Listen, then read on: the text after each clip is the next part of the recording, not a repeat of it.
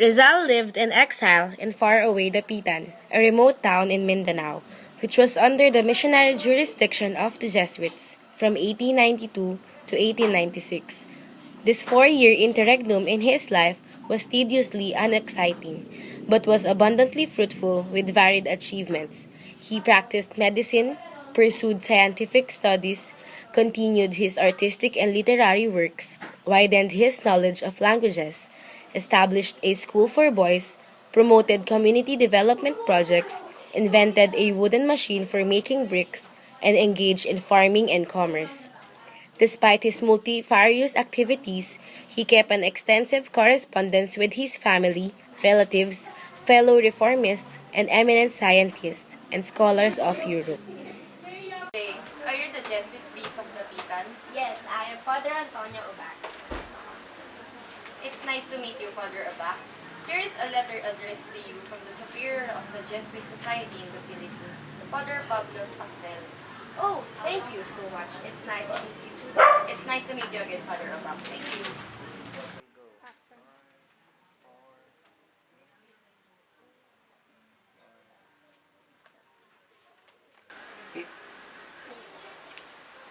Good day, Dr. Rizal. I'm Father Antonio Ubac, the parish priest here in Dapitan. It's a pleasure to finally meet you. Good day, Father Bach. It's a pleasure to meet you. Here is a letter given to me by the Superior of the Jesuit Society. The letter states the conditions so that you could live here.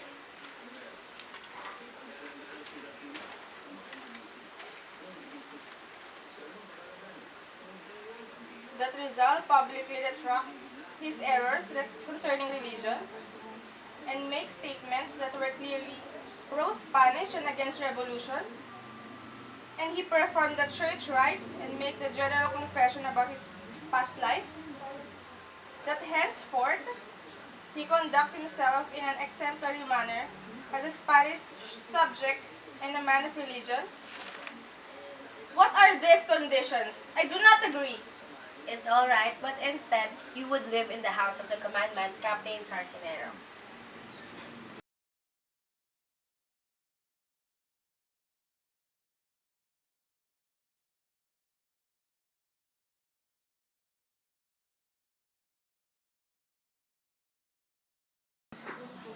The relations between Sarcinero and Rizal were warm and friendly.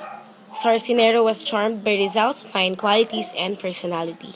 They ate together at the same table and had many friendly conversations. Sarcinero came to know that Rizal was not a common felon, much less a filibustero. He had good reports on his prisoner to Governor Despohol. He gave him complete freedom to go anywhere, reporting only once a week at his office, and permitted Rizal, who was a good equestrian, to ride his chestnut horse. Rizal, on his part, admired the kind, generous Spanish captain. As evidence of his esteem, he wrote a poem, a Don Ricardo Sarcinero, on August 26, 1892, on the occasion of the captain's birthday. Hey, look at the sea! A boat is approaching! Oh, that's a mailboat. That's the mailboat of Butuan. I wonder why it came here.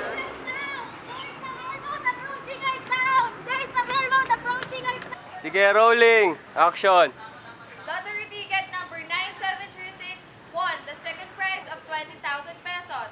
Again, lottery ticket 9736 won the second prize of 20,000 pesos. To the owners of this lottery ticket, kindly come here to claim your prize. Congratulations! The lottery ticket number 9736 was jointly owned by Captain Sarcinero, Dr. Rizal, and Francisco Equilior. Rizal's share of the winning lottery ticket was 6,200 pesos. Upon receiving this sum, he gave 2,000 pesos to his father and 200 pesos to his friend Basa in Hong Kong, and the rest he invested well by purchasing agricultural lands along the coast of Talisay, about 1 kilometer away from Dapitan. This shows that Rizal was a lottery addict. During his first sojourn in Madrid, he always invested at least 3 pesetas every month in lottery tickets. It was his only vice. Oh, Father Pastel sent me a book by Zarda. And there's a message. Dr. Jose Rizal, you should desist from fullness viewing religion from the prism of individual judgment and self. This interesting religious debate may be read in four letters. All Rizal's letters to Father Pastels revealed his anti-Catholic ideas which he had acquired in Europe and embitterment at his persecution by the bad friars.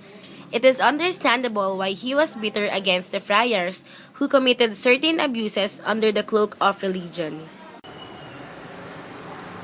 Individual judgment is a gift from God, and everybody should use it, like a lantern, to show the way, and that self-esteem, if moderated by judgment, saves the man for our unworthy acts. The pursuit of truth may lie in different paths, and thus religion may vary, but they all lead to the light of the path.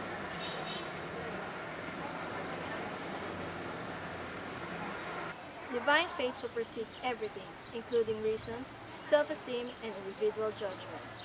No matter how wise a man is, his intelligence is limited. Hence, he needs the guidance of God. Your attacks on Catholic dogmas are misconceptions of rationalism and naturalism, errors of misguided souls. This interesting debate between two brilliant polemicists ended inconclusively. Rizal could not be convinced by Pastel's arguments, so that he lived in Dapitan beyond the pale of his mother church. In spite of their religious differences, Rizal and Pastels remained good friends. Although Rizal did not subscribe to Pastel's religious interpretation of Catholic dogmas, he continued to be a Catholic. His Catholicism, however, was the Catholicism that inquires and enlightens, the Catholicism of Renan and Teilhard de Chardin. Oh, it's a letter from Mr. Juan Lardet, forwarded to me by Antonio Miranda. Our business deal was so frustrating.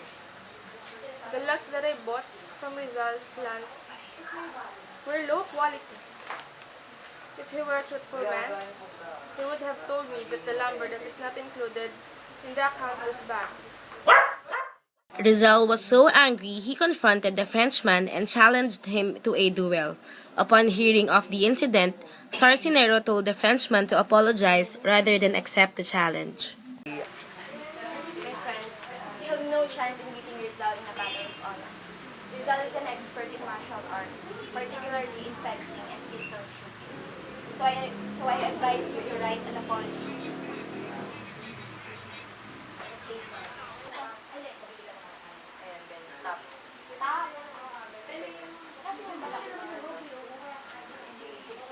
Heeding the commandment's advice, Lardet wrote to Rizal in French, apologizing for the insulting comment. Rizal, as a gentleman and well-versed in Pundonor, accepted the apology, and good relations between him and the Frenchman were restored. Father Pastels instructed two Jesuits in Mindanao, Father Obac and Father Jose Villaclara, to try their best to bring back Rizal within the Catholic fold. Furthermore, he assigned Father Francisco de Paula Sanchez, Rizal's favorite teacher in Ateneo de Manila, to Dapitan. Immediately upon his arrival in Dapitan, Father Sanchez lost no time in meeting his former favorite student. Almost daily they carried theological arguments in a friendly manner, but all efforts of Sanchez were in vain. For once, Rizal could not be convinced by his former beloved teacher. Despite his failure to persuade Rizal to discard his unorthodox views on the Catholic religion, Father Sanchez enjoyed the latter's company.